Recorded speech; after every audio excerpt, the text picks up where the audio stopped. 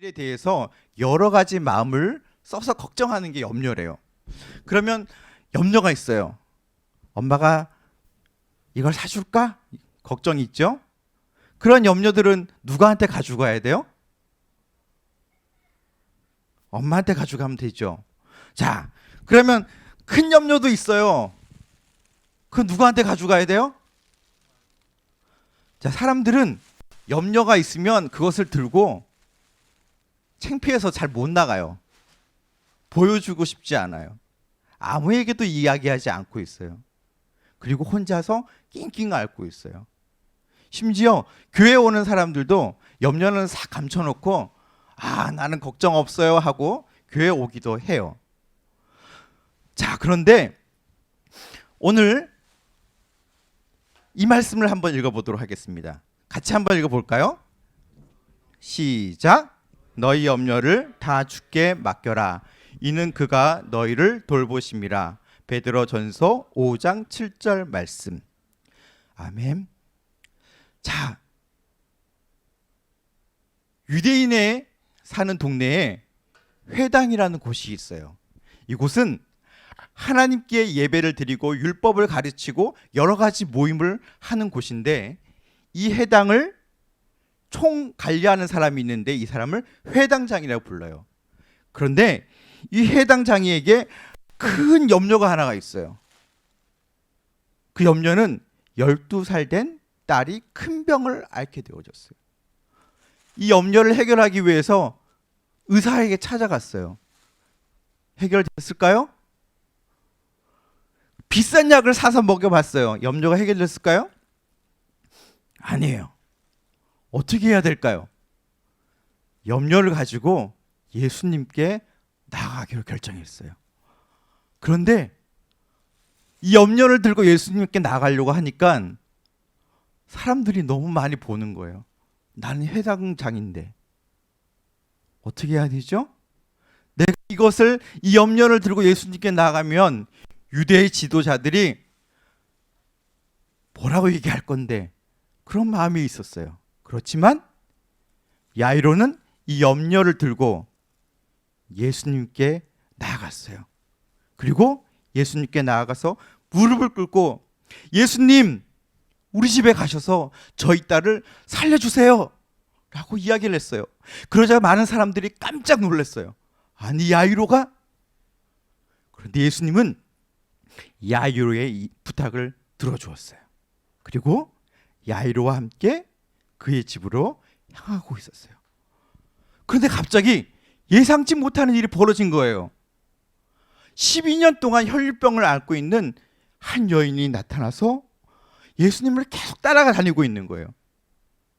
그런데 이 여인은 커다란 염려를 갖고 있는데 예수님 앞에 나가지 못하고 있어요. 용기를 내지 못하고 있어요.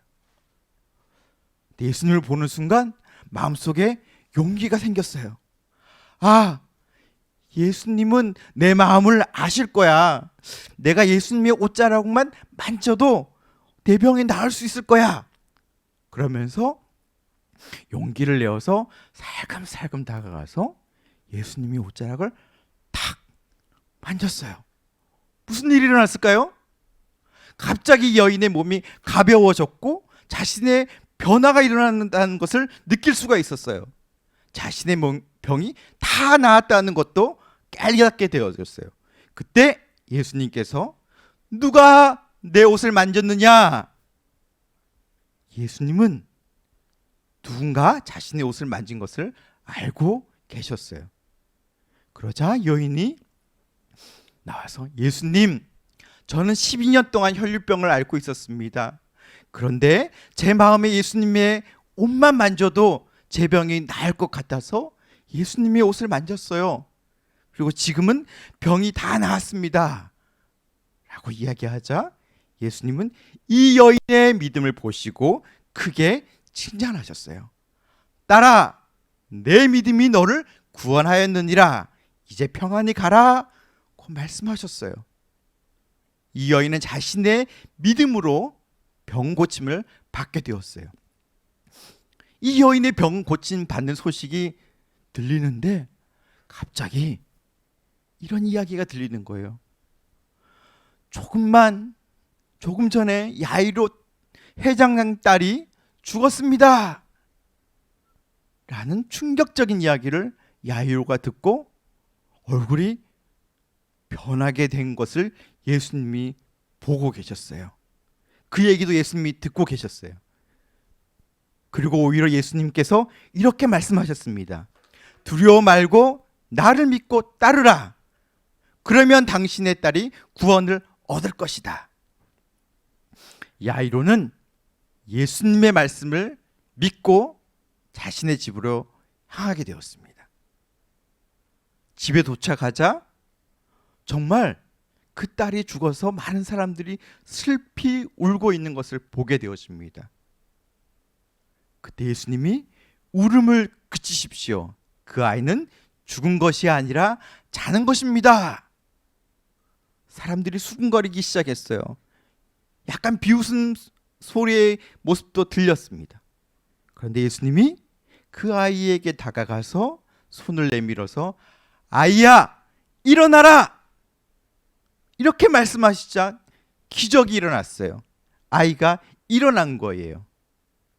그리고 예수님이 그 아이에게 먹을 것을 주어라 라고 말씀하셨어요. 야이로의 마음에는 어떤 것이 생겨났을까요? 오늘 야이로와 또 혈류병 앓는 그 여인의 마음 가운데 어떤 놀라운 일들이 일어났을까요? 그들은 커다란 염려를 갖고 있었어요. 그 염려는 누구나도 해결할 수 없었어요. 그 염려를 드러내면 사람들이 오히려 불쌍하게 보고 안타깝게 보고 때로는 비난하기도 하는 그런 염려를 갖고 있었어요. 염려를 누구한테 가져다 드려야 될까요? 야이로와 이 여인은 용기를 내어서 예수님께 이것을 드렸어요. 그랬더니만 문제가 다 해결이 되어졌어요.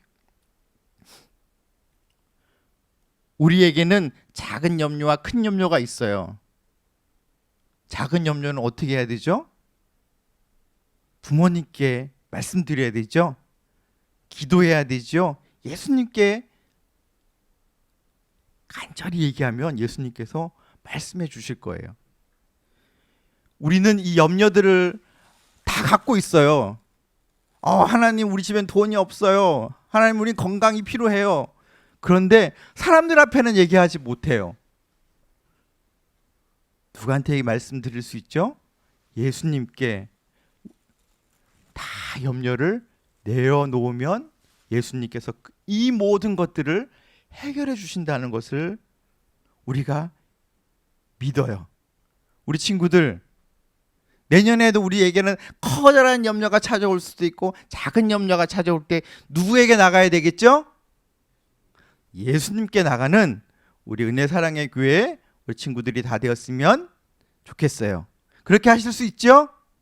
용기를 내어서 하나님 감사합니다. 하나님 사랑합니다. 하나님 도와주세요. 라고 크게 외치는 우리 친구들이 다 되기를 간절히 축복합니다. 기도하시겠습니다. 하나님 아버지 감사합니다. 우리에게 염려들이 있습니다. 이 염려들을 나 혼자 생각하는 것이 아니라 하나님께 기도하고 맡길 수 있는 믿음의 어린이로 자라갈 수 있는 2022년도가 되어질 수 있도록 인도하여 주세요. 예수님의 이름으로 기도드립니다. 아멘. 오늘 우리가 함께 살펴볼 말씀은 마태복음 6장 33절 말씀입니다. 마태복음 6장 33절 말씀을 함께 찾아보도록 하겠습니다.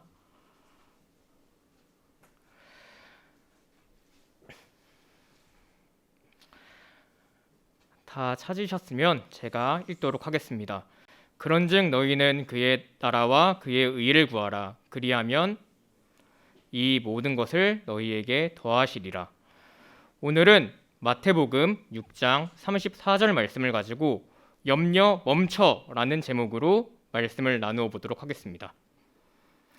우리가 함께 읽어본 말씀은 예수님이 제자들과 많은 무리들에게 하신 말씀입니다. 예수님께서는 하나님의 나라와 하나님의 의를 구하라고 말씀하고 있습니다. 예수님께서는 왜 이런 말씀을 하셨을까요? 예수님은 어떤 사람들에게 이러한 말씀을 하셨을까요? 하나님의 나라와 하나님의 의를 구한다는 것은 무엇일까요? 여러분, 염려라는 단어를 알고 있나요? 염려한다는 말이 무슨 뜻일까요? 사전을 찾아보니 염려는 마음이 편하지 않은 것, 마음이 여러 갈래로 나뉘어 산만한 것이라고 기록되어 있습니다. 즉, 염려란 마음이 편하지 않고 산만해서 근심이 생기는 상태라고 할 수 있습니다. 우리는 왜 항상 염려하며 살아갈까요? 우리가 염려하는 데에는 여러 가지 이유가 있습니다. 중간고사나 기말고사를 앞두고 공부를 하지 않아 염려할 수도 있고, 무엇을 먹을지, 무엇을 입을지, 무슨 일을 해야 하는지에 대해 염려할 수도 있습니다. 우리가 염려하는 이유는 불확실한 미래에 대한 불안감 때문이라고 할 수 있습니다. 만약 저와 여러분이 하나님처럼 전지전능한 존재이거나 마블 영화에 나오는 닥터 스트레인지 같은 같이 미래에 일어날 일을 미리 알 수 있는 능력을 가진 존재라면 염려하지 않고 세상을 살아갈 수 있습니다. 왜냐하면 미래에 일어날 일을 미리 알고 있기 때문입니다. 항상 미래에 일어날 일에 대해 염려하고 있는 우리에게 성경은 어떻게 말씀하고 있을까요? 예수님께서는 사람들에게 염려하지 말라고 말씀하고 계십니다. 마태복음 6장 25절에는 예수님께서 말씀을 듣고 있는 사람들에게 너희 목숨을 위해 무엇을 먹을까, 무엇을 마실까 염려하지 말고 몸을 위해 무엇을 입을까 염려하지 말라고 말씀하십니다. 예수님께서 우리에게 무엇을 먹을까, 무엇을 마실까, 무엇을 입을까 염려하지 말라고 한 이유는 음식이 목숨보다 중요하지 않고 옷이 몸보다 중요하지 않기 때문입니다. 예수님께서는 음식 때문에 염려하는 사람들에게 새를 예로 들어 염려하지 않아도 되는 이유를 설명하고 계십니다. 하늘에 나는 새는 씨앗을 뿌려 농사를 짓지도 않고 씨앗을 뿌려 자라난 곡식들을 수확하지도 않고 수확한 곡식들을 창고에 저장해 두지도 않습니다. 새들은 자신의 생존을 위해 아무런 염려를 하지 않습니다. 새들은 생존을 위해 아무런 염려를 하지 않지만 하나님께서 새들이 잘 살 수 있게 해주십니다. 예수님께서는 사람들에게 하나님께서 새들도 이렇게 기르시는데 새들보다 귀한 너희를 내버려 두시겠냐? 라고 질문하십니다. 여기서 새보다 더 귀하다는 것은 생명에 대한 가치를 의미하는 것이 아닙니다. 하나님의 관점에서 새들보다는 사람이 더 귀하다는 뜻입니다. 마태복음 6장 27절에서 예수님께서는 사람들에게 어떤 사람이 염려함으로 키를 한 자라도 더할 수 있겠느냐라고 질문하십니다.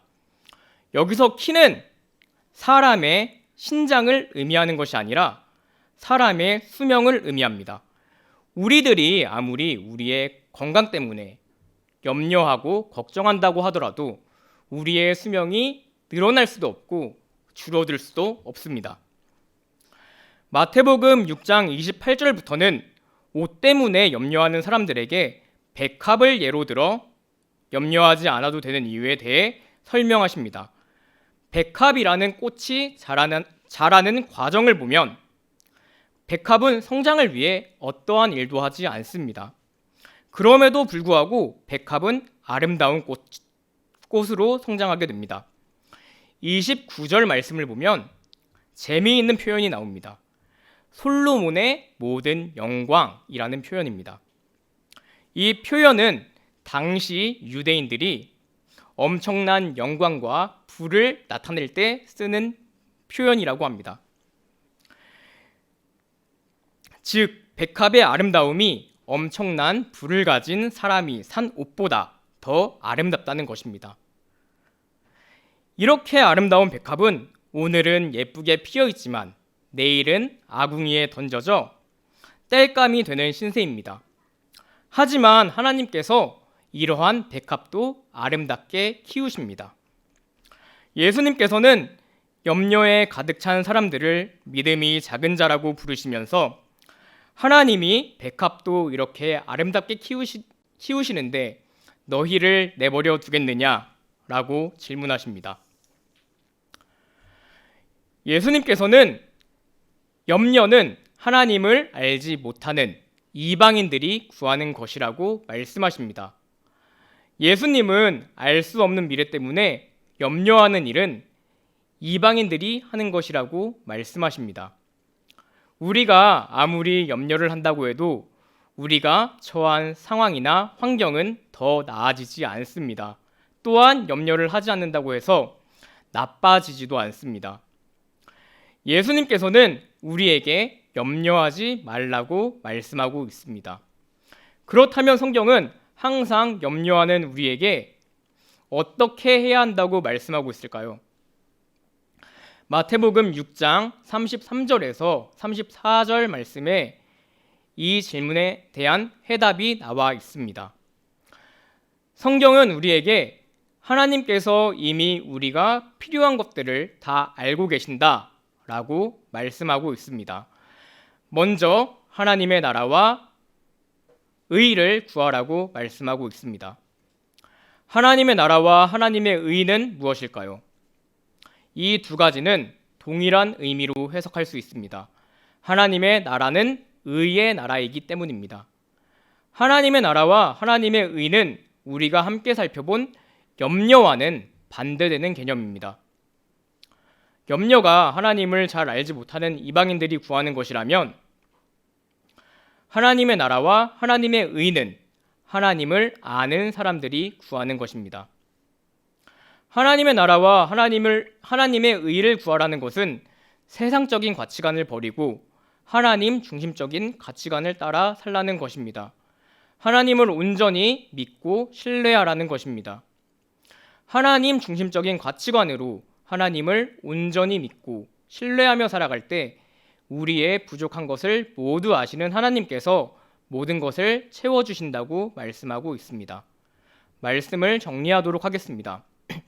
우리는 살아가면서 많은 것에 대해 염려하고 살아갑니다. 우리가 염려하는 이유는 불확실한 미래에 대한 불안감 때문입니다. 오늘 우리가 함께 살펴본 말씀은 항상 염려하고 살아가는 우리에게 염려하지 말라고 말씀하고 있습니다. 염려는 하나님을 알지 못하는 사람들이 하는 것이기 때문입니다. 하나님을 알고 그리스도인이 된 저와 여러분은 우리가 처한 상황이나 환경 때문에 염려하기보다는 하나님의 나라와 의를 구해야 합니다. 하나님의 나라와 의를 구한다는 것은 우리의 부족함을 아시고 채워주시는 하나님을 온전히 믿고 신뢰하는 것입니다. 2022년 새해에는 염려를 멈추고 우리의 부족한 모든 것을 채워주시는 하나님을 온전히 믿는 믿음으로 나아가는 저와 우리 청소년부 친구들과 선생님들 되셨으면 좋겠습니다. 기도함으로 말씀을 마치도록 하겠습니다. 하나님 아버지, 언제나 우리와 함께 해주시고 우리가 염려하기보다는 하나님을 더욱더 믿고 의지할 수 있게 하여 주시옵소서. 우리가 염려할 때 오직 하나님 한 분만을 의지할 수 있게 하여 주시옵소서. 주님 감사합니다. 살아계신 예수 그리스도 이름으로 기도합니다. 아멘. 제가 할 설교를 다 해가지고요. 네. 네, 우리 주일학교 또 중고등부 귀한 말씀 전해주셔서 감사합니다. 저는 짧게 두 분의 목사님, 전도사님하고 목사님께서 말씀을 전해주셨기 때문에 압축해서 말씀을 전하고 마치도록 하겠습니다. 여러분, 2019년 발생한 코로나19 바이러스가 여전히 우리의 삶을 위협하고 있는 시대에 우리는 살고 있죠. 1차 접종, 2차 접종, 3차 접종까지, 또 이스라엘 나라에서는 4차 접종을 하고 있는 상황에 이르렀습니다. 아무리 조심한다 할지라도 우리는 누군가를 만날 수밖에 없고, 누군가를 만나야 하고, 또 누군가 또 대화를 하고, 그렇게 할 수밖에 없는, 또 직장에 나가야 되는, 또 생업을 통해서 일을 해야 되는 상황에 있습니다. 2주 전부터 확진자와 동선이 겹쳐서 예배에 참석하지 못하신다는 우리 또 성도님들의 메시지를 제가 받으면서, 혹여나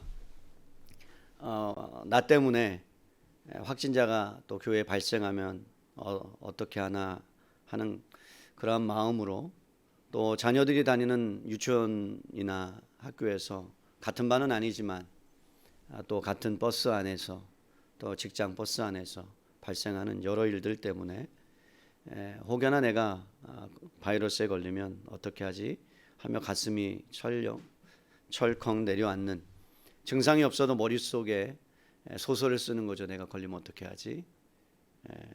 혹시나 다른 사람이 코로나 바이러스에 걸려서 마비가 왔다는데 내가 그 마비에 해당되면 어떻게 하지? 그런 생각들이 우리의 뇌리 속에 한 번이 아니라 여러 번 생각했다가 지웠다 하는 것들을 여러분들이 아마 경험했을 거라고 생각합니다. 여러분, 기도 부탁을 하고 또 음성이 나오도록, 계속 음성이 나오면 언제 그랬냐는 듯이 불안과 염려와 근심과 걱정이 다 날아가 버리죠. 무거웠던 머리가 가벼워지는 거죠. 상쾌해지는 것들을 우리는 경험합니다. 여러분, 불안이라는 녀석, 염려라는 녀석은 우리가 떨쳐버릴 수 없는 어려운 낯선 방문객과 같아요. 어느 순간에 우리의 마음을 잡으면 그 염려에서, 불안에서 우리는 헤어나올 수가 없습니다. 목사도 마찬가지입니다. 예수를 믿는 또 말씀을 보는 목사조차도 어떠한 순간에 배가 이상하거나 계속해서 아프거나 머리가 깨질 듯이 아프면 이거 뇌종양 아니야? 혹시 암 아니야? 등이 아프니까 누가 그러더라고요. 췌장암 아니야? 여러분, 그런 온갖 염려들을 하고 살 수밖에 없는 그런 인간의 연약함이 우리에게 있다는 것을 우리는 알아야 돼요. 예수님께서 한 번은 가까이 지내고 3년 반 동안 따라다녔던 제자들과 함께 요한복음 16장 20절에서 24절에 보니까 이런 말씀을 하세요. 조금 있으면 너희가 나를 보지 못하고 또 조금 있으면 나를 볼 것이다 라고 이해할 수 없는 말씀을 제자들에게 선포합니다. 여러분, 제자들로서는 예수님의 말씀을 이해할 수 없고 받아들일 수도 없고, 그리고 받아들이기 쉽지도 않았어요. 왜냐하면 평생 동안 함께 할 것 같았거든요. 예수님이라면 무엇인가 무적인 것처럼 느껴졌거든요. 여러분, 아이들에게 물어보세요. 너희가 어떨 때 무적이 돼요? 본인이 아이언맨이 되면 무적이 돼요. 그 다음에 보자기 하나 딱 두르면 슈퍼맨이 돼요. 그 다음에 철갑을 하나 딱 두르면요, 뭔가 어떤 세상의 적군이 와도 다 물리칠 것처럼 그런 위대한 사람들이 돼요. 제자들이 마찬가지였어요. 예수님 곁에만 있으면 모든 염려와 근심과 걱정은 다 사라질 것 같았는데, 희한하게도 같이 있었는데 염려가 찾아오더란 말이에요. 그러면 여러분, 예수님을 믿어도 똑같이 하나님을 사랑하고 하나님께 같이 있는데도 불구하고 염려와 불안이라는 녀석은 여러분, 우리를 떠나지 않고 우리 가운데 어느 순간에 찾아와서 우리의 마음을 휘젓는단 말이에요. 여러분, 2021년을 생각해 보세요. 수많은 염려 가운데 살았고, 수많은 근심 가운데 살았고, 수많은 걱정 가운데 살아왔는데, 과연 그 중에 얼마나 많은 일들이 여러분 일어났습니까? 여러분들에게 실제적으로 일어난 일들은 별로 되지 않았을 거예요.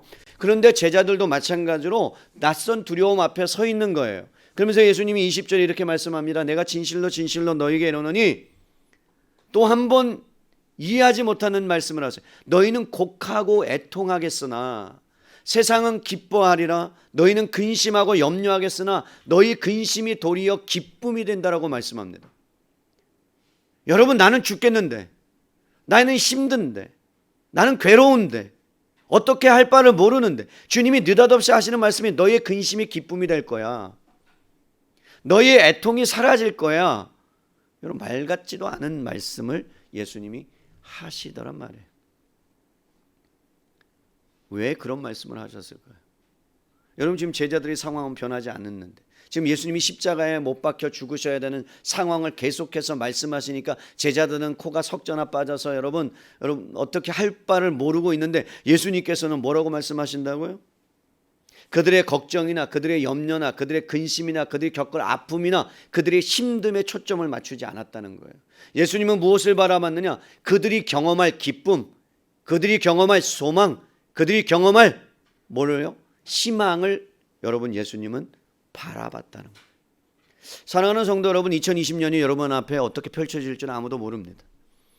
오늘 설교처럼 큰 염려가 여러분을 엄습할 수도 있습니다. 작은 염려가 여러분을 찾아올 수도 있습니다. 그런데 여러분 예수님은 그것 때문에 여러분들에게 걱정하라고 말씀하지 않습니다.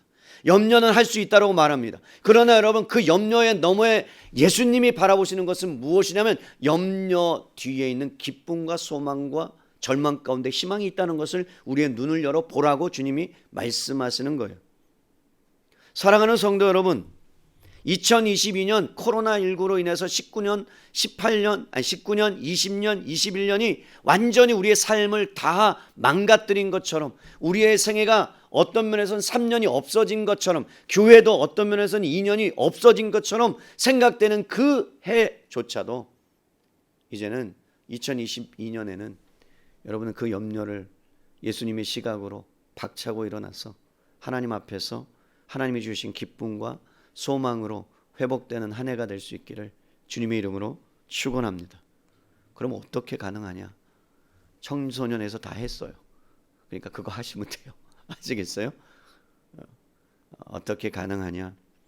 첫째, 여러분 우리가 염려하지 않을 수 있는 것은 다른 거는 다 잊어버려도 좋아요. 이것만 기억하세요. 당신이 어떤 존재냐? 뭐라고요? 내가 어떤 존재냐요. 여러분이 어떤 존재냐? 여러분의 의가 어디로부터 왔느냐? 하늘로부터 오지 않았느냐? 너의 초점을 어디에 맞춰서 살아라? 하늘에 맞춰서 살아라 이 말이에요. 사랑하는 성도 여러분, 우리는 이 땅을 살아가지만 우리의 존재는 하늘에 있는 존재라고 성경은 말씀해요. 그렇다면 여러분 우리는 하나님 나라에 속한 존재예요. 그럼 하나님 나라에 속했다는 것은 하나님의 백성이라는 이야기예요. 그럼 이 땅에 살아가고 있는 근심과 걱정과 염려, 여러분 이것이 우리가 벗어날 수 없는 상황이다 할지라도 주님은 염려를 부정하지 않으면서 하시는 말씀이 뭐냐고 하냐면 내가 너희의 염려를 다 안다. 그렇기 때문에 너희의 염려를 다 나에게 맡겨라. 성경은 우리에게 두 가지 염려를 말씀해요. 여러분 베드로후서 7장 10절에는 이렇게 말씀합니다. 하나님의 뜻대로 하는 근심과 염려는 후회할 것이 없다. 그러니까 여러분 근심을 하되 하나님을 위한 근심을 2020년에는 할 수 있기를 바랍니다. 내가 어떻게 하나님을 기쁘게 할까? 어떻게 예배를 잘 드릴까? 하나님이 받으시는 예배가 무엇일까라는 근심과 걱정을 하면 그것에는 후회함이 없는 염려여 근심이라는 거예요. 근데 여러분 다른 하나의 근심은 무엇이냐면 반대로 세상의 근심은 사망을 이룬다는 겁니다. 여러분 세상이 주는 근심, 여러분이 생각하는 모든 근심, 물질에 대한 근심, 여러분 가정에 대한 근심, 그 모든 근심은 뭐를 향해서 가고 있다고요? 사망과 죽음을 향해서 가고 있다. 그러니까 여러분이 염려를 붙잡고 있는 순간에, 여러분이 그 염려를 끌어안고 있는 순간에 여러분들 뭐를 향해 가고 있는 거예요? 죽음을 향해 가고 있는 거예요. 세상의 근심은 그렇단 말이에요. 그렇다면 여러분 그것을 어떻게 바꾸라는 거예요? 거룩한 근심으로 바꿔버리라는 거예요. 어떻게 해요?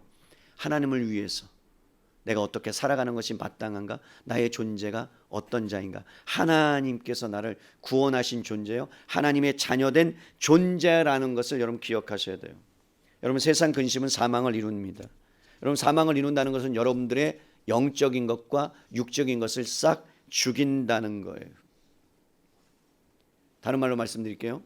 여러분의 영혼과 육체를 죽인다는 말은 여러분이 영적 침체에 빠지게 만든다는 거예요. 잘 생각해 보세요. 여러분이 물질에 대해서 사로잡히는 순간에, 염려에 사로잡히는 순간에요, 다른 것이 보이지 않아요. 그것 때문에 여러분의 영혼이 피폐해져 가는 것들을 여러분이 기억할 거예요.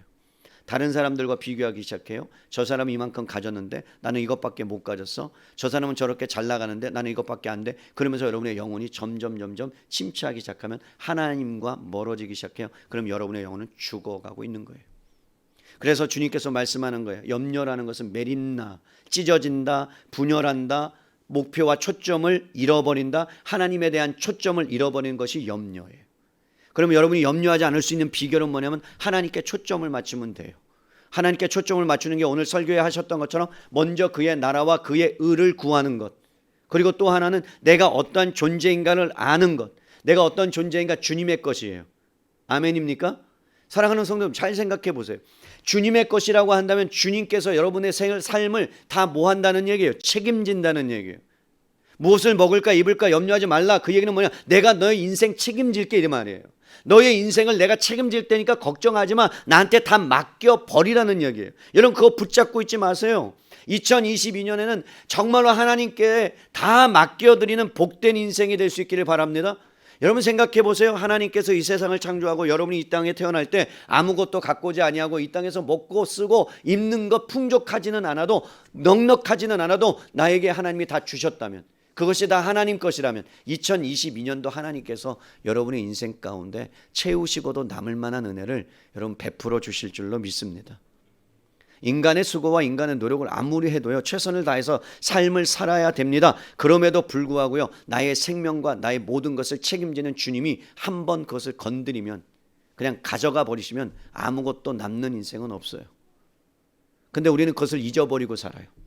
그렇다고 한다면 우리의 모든 인생을 하나님의 것임을 믿고 하나님 앞에 맡겨드리면, 그럼 하나님께서 피값으로 저와 여러분을 샀기 때문에 여러분의 값어치가 생명을 주고 맞바꿨기 때문에 여러분들을 위해서 하나님께서 필요한 것들을 채워주실 줄로 믿을 수 있기를 바랍니다.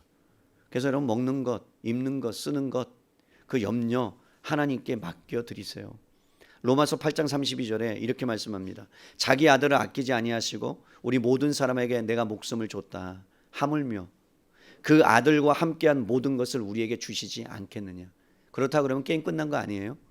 여러분, 예수님조차 목숨까지 내어 주셨다면, 그러면 그 아들과 함께하는 것까지 주셨다면 모든 것, 아버지에게 있는 것, 예수님에게 있는 것을 너희에게 다 주시지 않겠느냐라고 한다면 우리의 인생은 이미 보장받은 인생이란 말이에요. 요한복음 14장 1절에 이렇게 말씀합니다. 하나님을 믿으니 또 나를 뭐하라? 믿으라. 너희는 마음에 근심하지 말라. 하나님을 믿으니 또 나를 믿으라. 결국은 여러분, 염려는 믿음이 없어서 오는 거예요.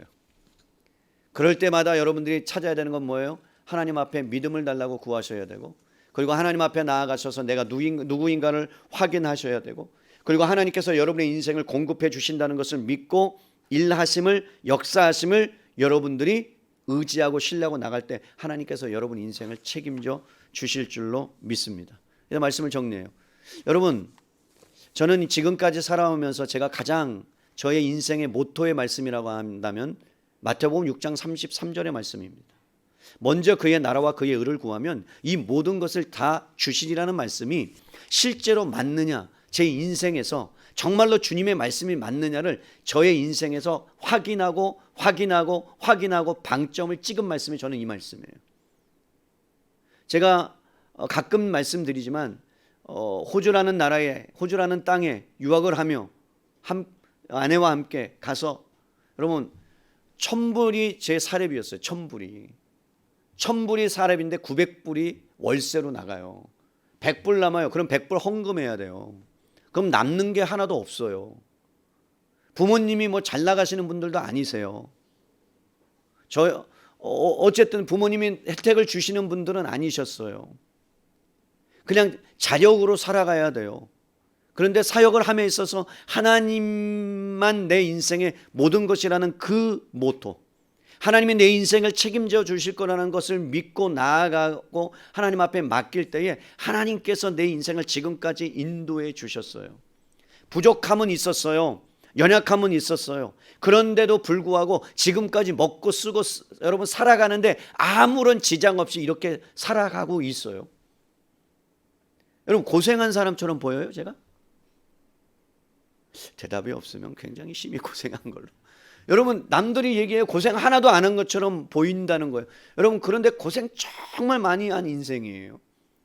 그런데 그 고생이 고생 같지 않은 것은 뭐냐면 하나님께서 채워주시는 은혜를 여러분 경험했기 때문에 그래요. 사람들이 그래요. 저를 보면 참 불쌍하대요. 긍휼히 여기신대요. 저를. 참 놀랍지 않아요? 저를 보면 긍휼의 눈물이 많이 난대요. 하나님은 어떻게 공급해 주시냐면요. 여러분 이번에 제가 이제 사택을 이사했잖아요. 여러분 사택을 이사할 때 복비 내야 되잖아요. 그죠? 내요 안 내요? 내가 어쩔 수 없이 나가잖아요. 얼마가 나왔어요. 그럼 내야죠 당연히. 근데 그 부동산 사장님이 목사님만 보면 너무 불쌍해서 어떻게 할 수가 없다고 그러면서 100만 원을 헌금하셨어요. 여러분 교회 다니는 분 아니세요? 천주교 다니시지만. 그리고 한 번은 지나가는데 갑자기 전화가 오는 거예요. 목사님 혹시 건물에 계시냐고. 제가 그럼 건물이 있지 어디 있냐고. 교회에 있다고 10층에. 얼른 내려오시라고. 내려갔어요. 가장 힘들 때였어요. 작년에. 제가 말씀드렸잖아요. 교회 91원 남았을 때 91원. 그때 그분이 봉투 하나를 딱 주시는 거예요. 목사님 마음껏 쓰시라고. 100만 원 헌금하셨어요. 그래서 제가 마음껏 썼을까요? 어떻게 했을 것 같아요? 교회에다 헌금 드렸어요. 그런데 여러분 놀랍게도 하나님께서 힘들 때마다 염려하고 근심하는 것보다 그것을 뛰어넘어서 일하시는 하나님의 은혜가 있다는 것을 저는 굳게 믿어요. 아멘입니까? 올 한 해도요.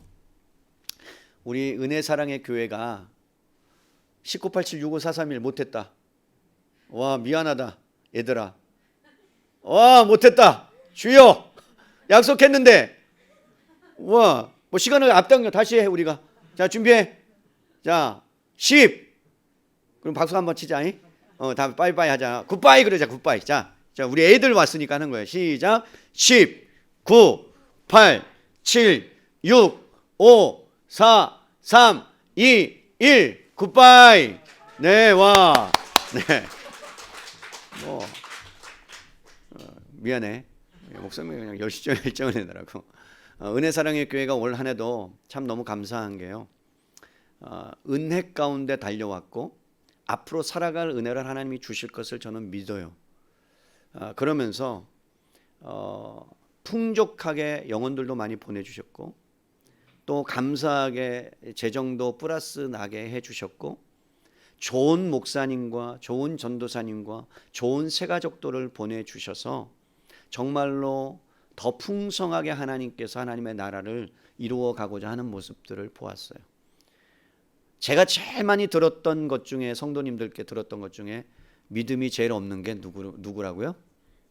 누굴 것 같아요? 믿음이 제일 없는 사람이 누굴 것 같으세요? 목사님이에요. 목사님 여기 제가 제일 믿음이 없어요. 될까? 되겠어? 진짜? 그러면서 제가 놀래요. 응답이 오면 제가 놀래. 그거 받고선. 여러분 그렇게 믿음이 없는 사람인데 하나님께서 하나님을 바라보게 하시고 먼저 그의 나라와 그를 구하게 하실 때 하나님의 놀라운 은혜를 우리 가운데 베풀어 주실 것이고 앞으로의 삶도 베풀어 주실 것이라고 저는 확신합니다. 한 말씀만 하고 제가 여러분께 말씀을 맺으려고 그러는데요. 여러분들이 내년에 이 말씀을 꼭 마음에 한번 새기고 여러분들이 힘들 때, 염려할 때, 근심이 될 때, 걱정이 될 때 이 말씀을 묵상해 보세요. 6장 33절 아니에요. 한번 찾으세요. 시편 118편 6절.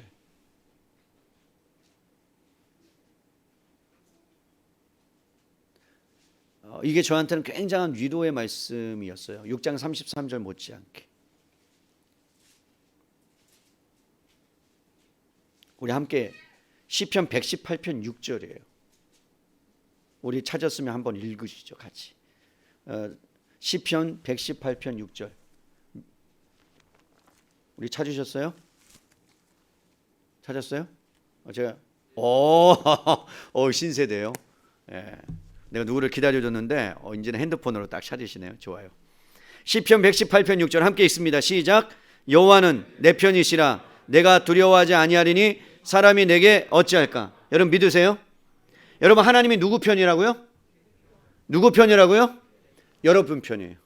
여러분 편이에요. 내 편이에요. 그렇다면 여러분 세상의 어떠한 것도 여러분들을 두려워하게 하거나 힘들게 하거나 사망의 음침한 골짜기를 다닌다 할지라도 하나님이 내 편 되면 그건 끝난 거예요. 아멘입니까? 여러분 주님이 나의 적이 되면 안 돼요. 그런데 주님이 내 편이 되시면 여러분이 깊은 웅덩이에 가도 끄집어 내실 거예요. 여러분이 쓰러지면 다시 일으켜 주실 거예요. 그게 2022년 한 해가 될 수 있기를 바랍니다. 주님이 내 편 된다는 거 믿고요. 그리고 2022년은 우리가 힘차게 한번 달려갔으면 좋겠어요. 소망을 갖고 2022년 한 해 달려가는 복된 저와 여러분 되시기를 주님의 이름으로 축원합니다. 아멘.